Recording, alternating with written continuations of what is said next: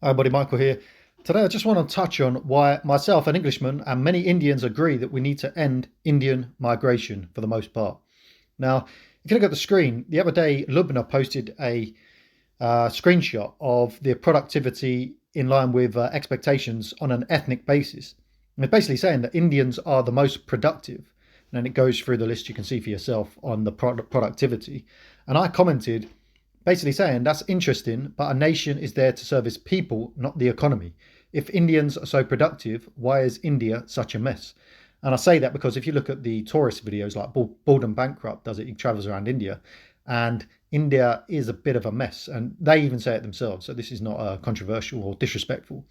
And then I carry on saying maybe we are stealing the best of the Indians, which is immoral, as they should be building their nation and not ours. And I conclude it with I love India and Indians, by the way. And I do love India and Indians. I have a lot of respect for India and Indian people. All the Indian people I've met have been wonderful. And from a spiritual point of view, I learned so much spiritual wisdom from a lot of the Indian masters and a lot of the teachings from Hinduism. So I have a great respect and love for India and the Indian people. And even Indians replied to my comment. One said, as an Indian, I 100% agree. And another one says, as an Indian, that's to our concern of brain drainage. Basically, they're sending all their best people to Europe, to Canada, to America, all over the world, and they're not being able to build their country because they're losing their best people. And he carries on saying, now as Indians are being targeted racially, so now Indians are thinking twice before going to the West, which may be good for India. So as you can see, myself, I'm saying we don't need more Indian migration, not because they're not brilliant workers and they're not good for the economy, but purely because we need to protect the English demographic in our country. And I have, once again, this is not done on any form of hatred. It's just the fact that England should be for the English. And an example, my previous job, we couldn't get much workers in. And then all of a sudden, the Boris wave came in. We got like 10 new employees. So instead of having like 6 or 7 employees and we were struggling, we all of a sudden had 15 employees. And all these new ones were Indians and they were brilliant workers. And there was no problem from a financial point of view. But what's happening is, I don't think it's morally right that in England, I should be going to work and there being like 3, 4, 5 English people and 10 Indians. And I don't think it's right that in India, there should be 10 English people and 3 Indians. I just think from any country, they should be the massive demographic of that country. And the problem with our politicians, they don't care about the country, the nation, the people. The most important part of a nation is its people. And the people is the natives of that nation. And I believe that should be done on an ancestral basis. I don't believe it should be done on a citizen or a civic basis.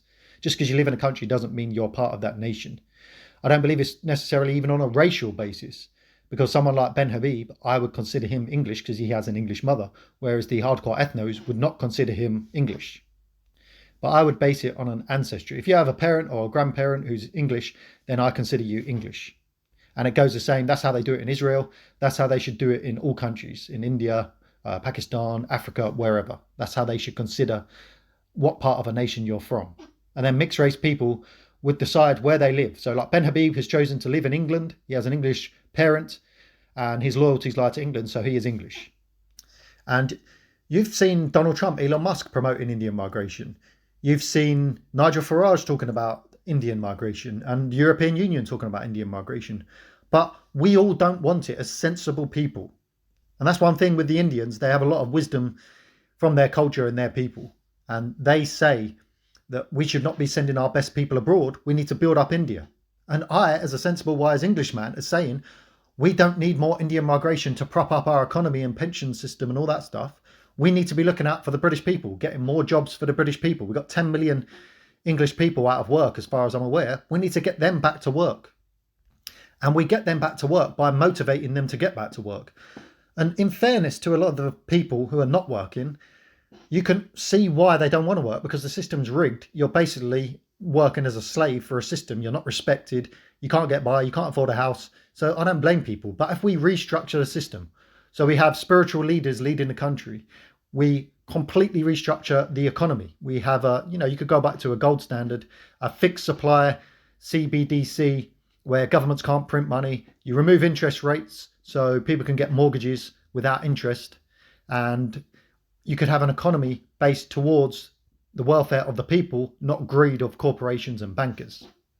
And a Ponzi system, because our current scheme is a Ponzi system, and governments are just kicking the can down the road and making the problem worse. So every younger generation, it gets harder and harder and harder for them to live a good, comfortable life. And if you're interested in that, I did a previous video talking about why young people are being screwed over. If you look at that, you'll understand the problems with our financial system and how we can fix those problems. We legitimately can.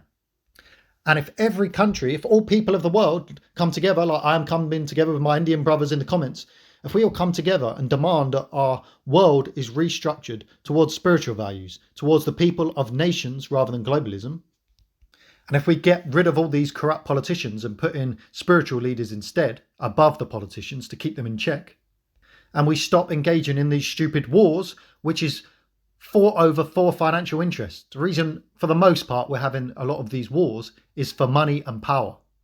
But we could save trillions and trillions and trillions of money. Imagine if all the money spent for war was used to build up our own countries.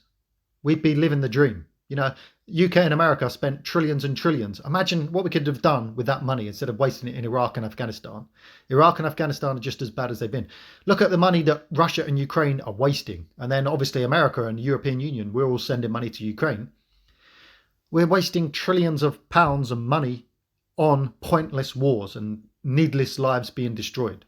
You know, imagine if Israel-Palestine, if the Palestinian leaders who are terrorists, if they got rid of them, if they used all that money that they used for war, if they used it for their people and they removed all their dangerous ideology, then the Palestinian people could be living in peace and harmony. And they could use an example of the UAE. The UAE at this moment in time are a very sensible country. They're against all the extremism. And if they put, say, the UAE leaders in charge of Palestine, the Palestinian people would have a much better life. And they need to remove their radical ideology and move towards sensibleness. And not just them, the whole of the people of the world. All people need to look in the mirror. So as English people, we need to look at the mirror and look at our leaders. In all other countries, they need to do the same. The problem is not the people in most countries, for the most part. The problem is our leaders. You know, in the UK, Keir Starmer is a clown. The European Union are corrupt. But then you've got Russia who are corrupt. You've got China who are communist. They're corrupt. So all our leaders, are corrupt.